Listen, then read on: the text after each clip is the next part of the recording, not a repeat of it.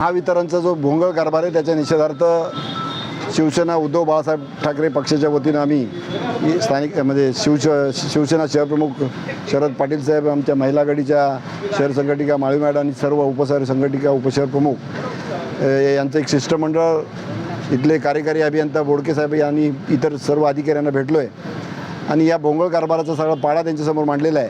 त्यामध्ये रस्त्यावर असलेले पोल, सडलेले पोल, कंपाऊंड, त्यामुळं सुरक्षितता नाही आहे। रस्त्यावर पण ट्री कटिंग होणारे, त्याची पडलेली झाडं रस्त्यावर तशी महिने पडलेले आहेत, ते उचलले गेले पाहिजेत। त्याचबरोबर आता स्मार्ट मीटर लावत आहेत। स्मार्ट मीटरबरोबरच स्मार्ट सेवा मिळाली पाहिजे।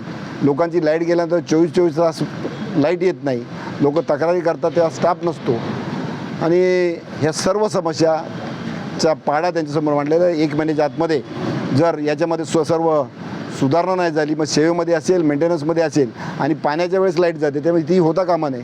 हे सर्व बदल झाला पाहिजे। नाही झाला तर पुढच्या 1 महिन्याच्या आतमध्ये पुढच्या 20 मेला आम्ही या महावितरणाला शिवसेना उद्धव बाळासाहेब ठाकरे पक्षाच्या वतीनं शिवसेना स्टाईलने आंदोलन करू आणि यांना टाळ ठोकू, अशा प्रकारचं त्यांना गंभीर सूचना दिलेल्या आहेत आणि तशीच विनंती केली की सुधारणा करा।